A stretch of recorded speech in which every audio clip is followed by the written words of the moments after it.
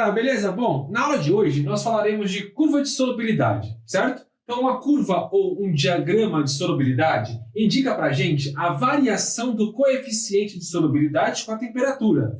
Isso é algo que faz parte da nossa vida, né? Quando você prepara um achocolatado pela manhã com leite frio, dissolve bem pouco, ou um cappuccino. Quando você esquenta, a solubilidade aumenta. Então você percebe que tem uma alteração, né, da solubilidade da substância com a temperatura, beleza? Bom, então vamos lá. Antes da gente começar, né, a falar do diagrama, vamos definir algumas coisas. Então, o CS ou o S nós chamamos de solubilidade ou o coeficiente de solubilidade.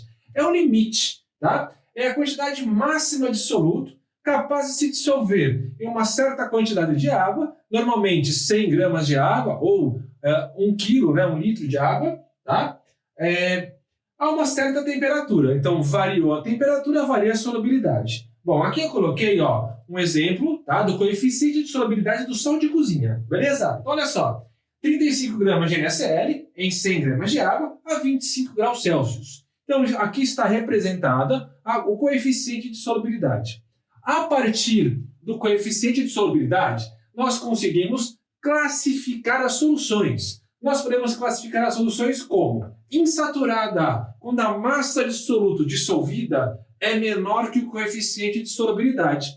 Insaturada, não cheia, não está lotada, você consegue dissolver mais ainda. Tá? Saturada, quando a massa dissolvida é igual ao coeficiente de solubilidade. Não é o limite? Então a quantidade é máxima. Qualquer quantidade de soluto acrescida vai formar um corpo de chão.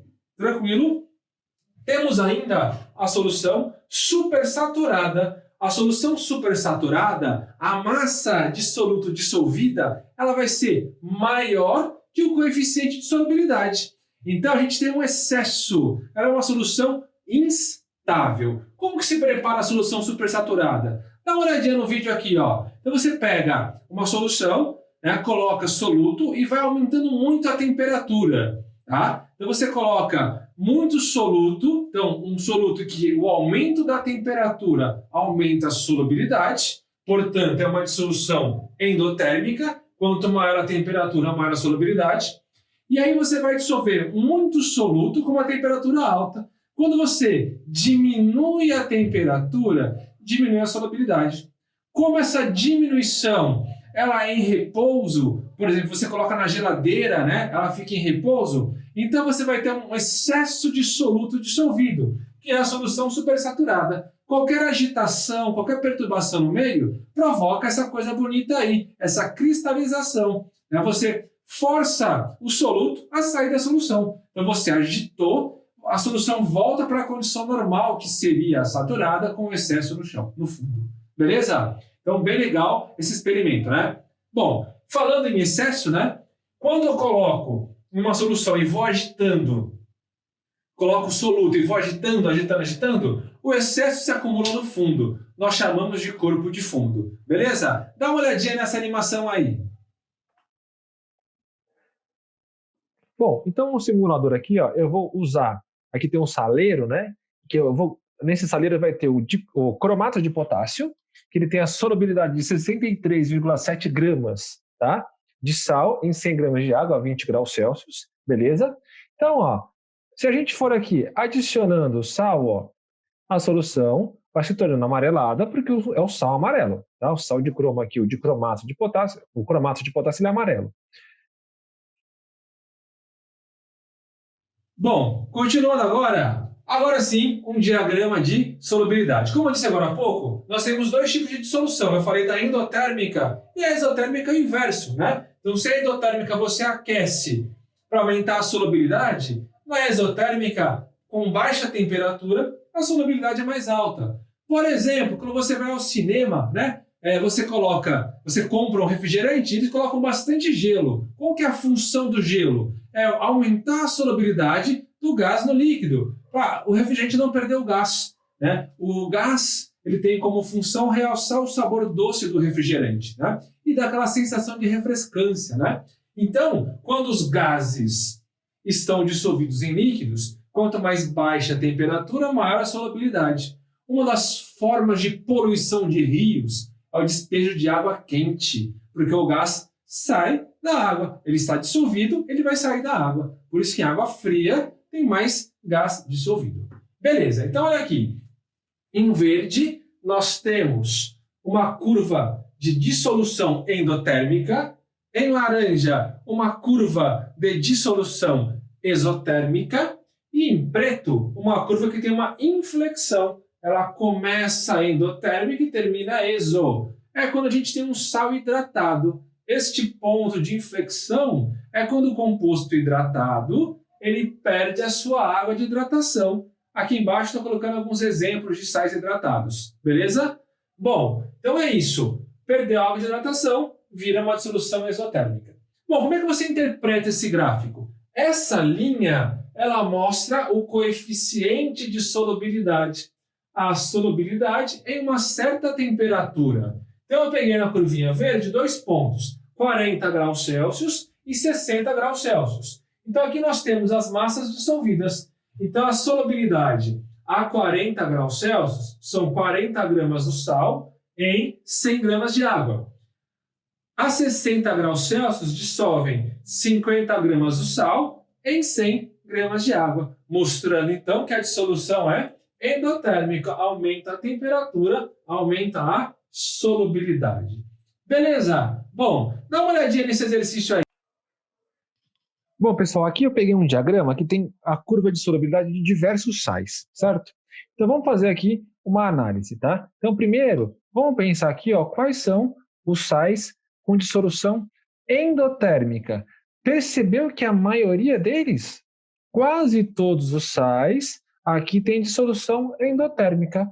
O único que apresenta dissolução exotérmica é o sulfato de cério nesse caso, ó. Dissolução exotérmica. Lembrando que quando você dissolve um sal de dissolução exotérmica em água, a água fica quentinha. Quando você dissolve um sal de dissolução endotérmica, a água fica mais friazinha, beleza? Massa. Então vamos lá. Vamos fazer uma brincadeira que é a seguinte, ó. Nós vamos pegar aqui 20 graus Celsius, 10 graus Celsius e 50 graus Celsius. Beleza? Vamos pegar só 10 e 20, tá? Então, ó, 10 graus Celsius. Nós vamos pegar qual é o sal que tem maior solubilidade e menor solubilidade. Beleza? Bom, então, 10 graus Celsius. O mais solúvel é o NaNO3 e o menos solúvel é o KClO3. É o rosinha ali. Beleza. 20 graus Celsius. O mais solúvel continua sendo o NaNO3 e o menos solúvel é o sulfato de cério.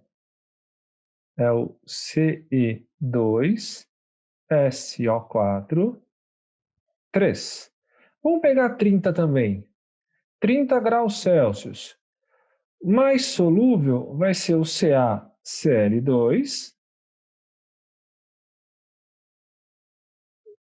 e o menos solúvel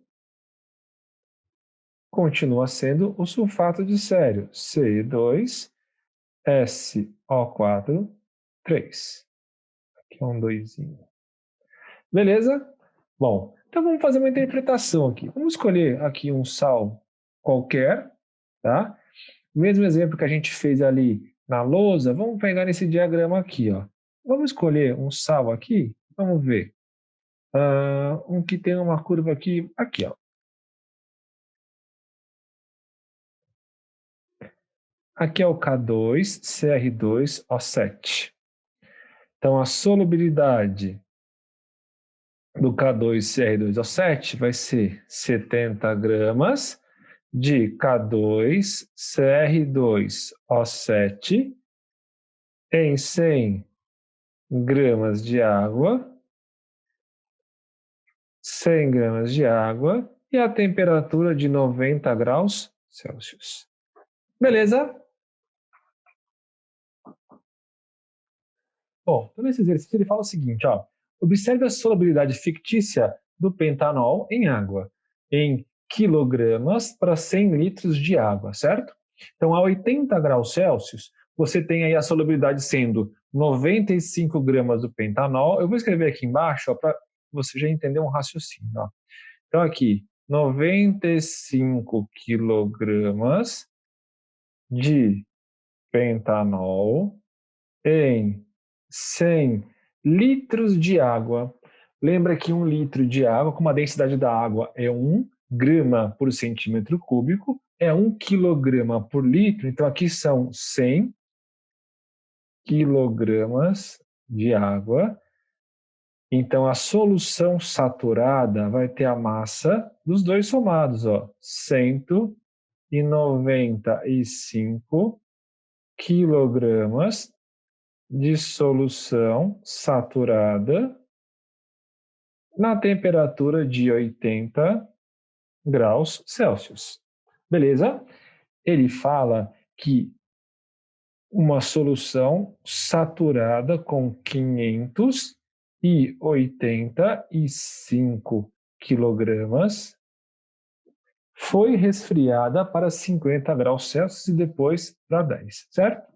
Bom, o que a gente vai enxergar aqui? Quando nós pegamos a massa da solução saturada, o que a gente consegue descobrir? A proporção em relação ao coeficiente.